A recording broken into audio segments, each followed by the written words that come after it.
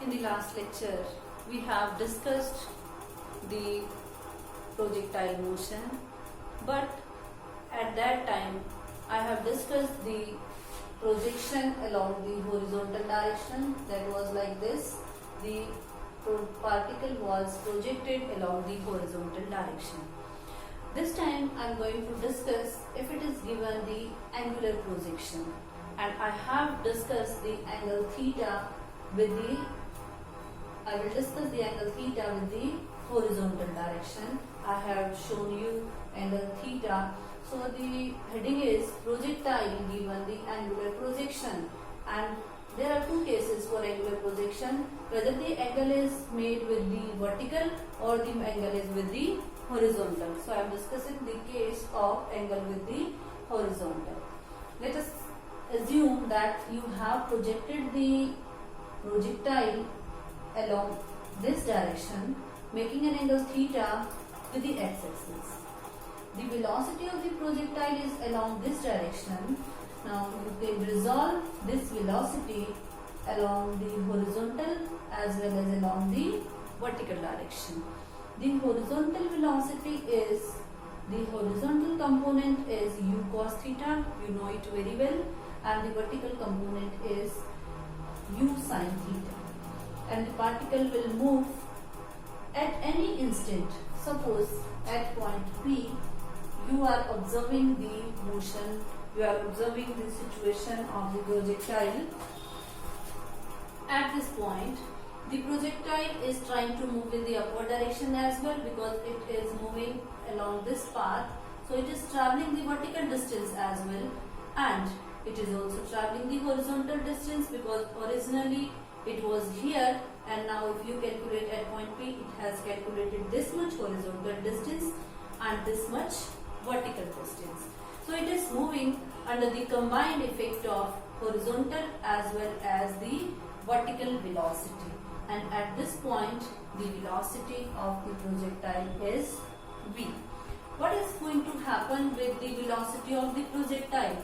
Initially the velocity of the projectile is decreasing, and at the highest point, at point A, the projectile will have zero vertical velocity, and it will have only the horizontal velocity, that is ux u cos theta at the highest point. It means the vertical velocity is going to decrease up to point A. Here it is 0, and after that it will increase, and at this point the velocity will be same as that of the velocity of projection. You know it very well. This up to this point A, the half point, here the particle is rising in the upward direction, so it is known as T1 as the time of ascent for the upward journey, and when it descends, it is noted as time T2. Let T2 be the time of descent. And the total time during the flight, when the projectile is in air, this total time is, assume it as capital T. This is the time of flight during which the projectile is in air. So you can write it as, this is the maximum height up to which the projectile can move, that is hm, the maximum height. The total time of trajectory, the time of flight. This total time is the sum of T1 and T2. T1 is the time of ascent, T2 is the time of descent, and both the times are equal. And then the total distance, the total horizontal distance travelled by the projectile is denoted by capital R, and this is known as the horizontal range. This OB region represents you the horizontal range. Now our aim in this question is to discuss the trajectory of the projectile, which kind of path the projectile will follow. In the horizontal projection, we have discussed the trajectory. So we will write it, the name, the equation of trajectory. What do you mean by the trajectory? Trajectory means the path followed by the projectile under the effect of gravity. So first of all, you discuss the horizontal distance traveled by the projectile and the vertical distance as well. For the horizontal distance, for this horizontal distance, there is no acceleration. This horizontal velocity, this horizontal component, that is u cos theta here. If you observe at the highest point, again u cos theta, and at the last point it is u cos theta. So you can say the horizontal velocity is constant. It remains constant. There is no acceleration. But for the vertical component, the velocity is first decreasing, then 0, and then increasing. It means this is the accelerated motion, and here the acceleration is kept constant, like the horizontal projection. So you will write here as horizontal velocity into time. What is the horizontal velocity? That is ux into t, and ux is what? Initially the value is u cos theta. U cos theta into t, and the value of t is x divided by u cos theta. This is ux and this is uy. So vertical distance is how much? Up to point P, this is the vertical distance. So this is y. Here you can put y, uy, and here this is the accelerated motion. That's why you will use the equation of accelerated motion for the distance s is equal to ut plus half at square. When it is moving in the upward direction, g is in opposite direction of gravity. Sorry, gravity is in opposite direction, so you can have minus g. Put here y, vertical component, u sin theta, value of t, x by u cos theta, minus half gt square. Particle is moving in the upward direction, gravity is in the downward direction. That's why due to opposite motion, you will take it as minus g. Put here t. Here, cancel u. You have sin theta by cos theta is tangent theta, x into tangent theta, minus half g into x square by u square cos square theta. This term, here u is constant, g is constant, and angle is also constant. And here this tangent theta for a particular one angle is same. Take them as a constant, px minus qx. This equation is the quadratic equation. So you can write if y is a quadratic function of x. That's why this type of equation will give you the parabolic path. So you can say the trajectory of the parabola is parabolic. It will travel a parabolic path. Noted? As I have told you, the time taken by the projectile from point O to A, that is the highest point, is known as the time of ascent, and from A to B is known as the time of descent.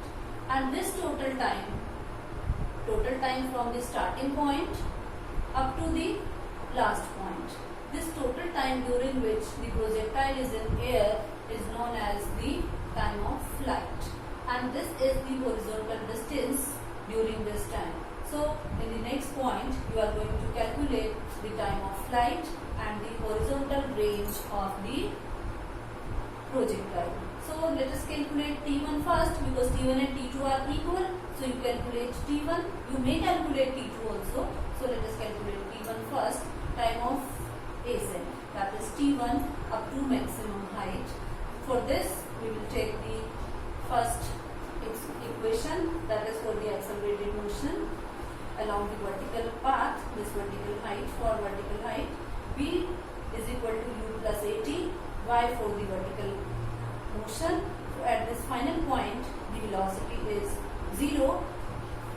Initial velocity along y-axis is u sin theta against gravity, so minus g time of ascent. So T1 is u sin theta by g. Now what is the time of flight? It is the total time, that is the time of ascent plus the time of descent. So put the value of T1 and T2, both are equal. You can write it here. the time of ascent is equal to the time of descent. So this value comes out to be t is equal to 2u sin theta by g. This relation is most important and you have to learn this. All the numericals are based on this equation. And next one is the horizontal range. Horizontal range is what? The horizontal distance travelled by the projectile. So this horizontal range is horizontal velocity into time. Horizontal velocity, the horizontal component, that is u cos theta, and the time of flight is 2u sin theta by g. The mathematics students have studied in trigonometry that 2 sin theta cos theta is equal to sin 2 theta. You people learn this formula and put it here. U and u is u square. 2 sin theta cos theta is sin 2 theta divided by g. This is the formula for horizontal range and this is the time of flight. These formulas are important to learn and important to derive. This question is very important. So note it down first. Now next point is the maximum height attained by the projectile. This is the height above the point of projection the projectile can attain. So you will calculate the vertical distance along the vertical direction. For this, at the highest point here, you know the horizontal velocity is u cos theta and vertical velocity is 0. At the highest point, the velocity is 0. So take the formula v square minus u square is equal to 2as. Here the final velocity is 0. This is uy, u cos theta. Here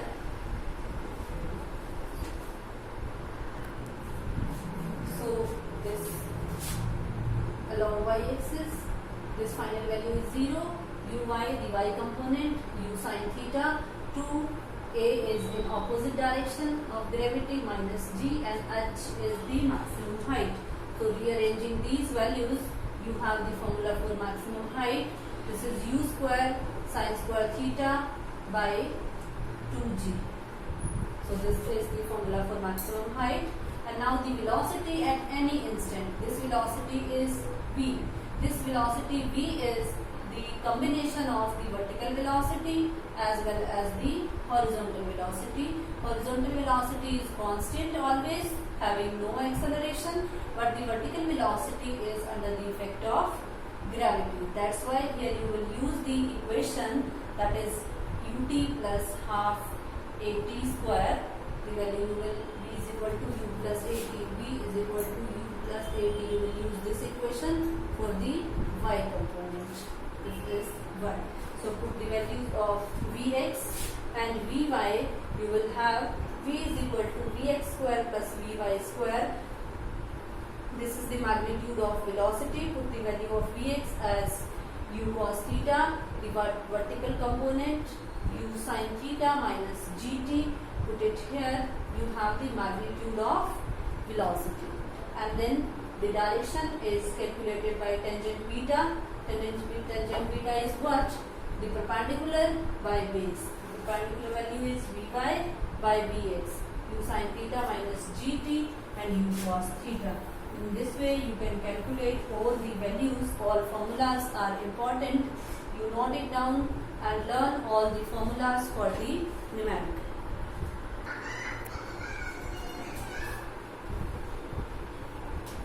Condition for maximum horizontal range.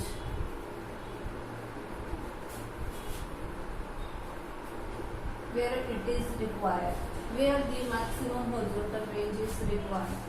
When you are during the athletics meet, when you throw the javelin or in discus throw, the maximum angle, the angle at which the horizontal range is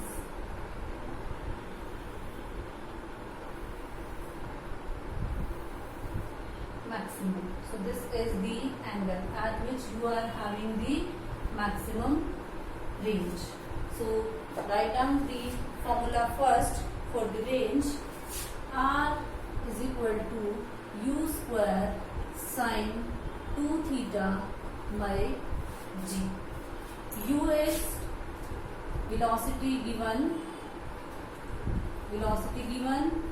that is constant, that will be fixed.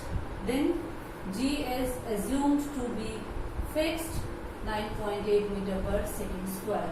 The maximum range depends on the value of sine 2 theta, and the value of sine 2 theta, maximum value of sine theta of sine angle is +1.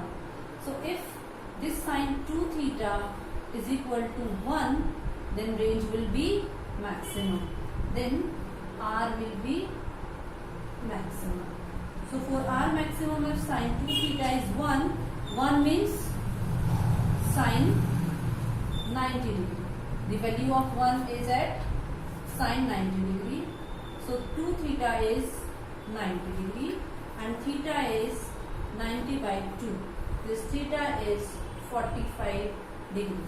When you will project the projectile at an angle of 45 degree, in that case the range is maximum. And what will be the formula for maximum range? R maximum is u square by g, and you keep the sine 2 theta value as 1. So from my value of R maximum is u square by g. Note down this value. Horizontal range is same.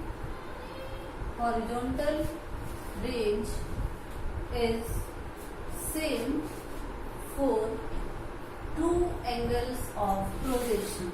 For two angles of projection. How this is so? How it is same for two angle of projection? Suppose this is the angle theta at which horizontal range is this R, and there is always one more angle at which the range is same, and this angle is 90, next angle is 90 minus theta. So calculate for theta. Number 1, for theta, R is equal to u square sine 2 theta by g. Second, for 90 minus theta, if the value of theta is u square sine 2 into 90 minus theta divided by g. This is u square sine multiplied inside 180 minus 2 theta. You know, in trigonometry, sine of 180 minus theta is sine theta. So it will be u square sine 2 theta by g. This is R. So in both the cases, in part 1 and part 2, the range is same.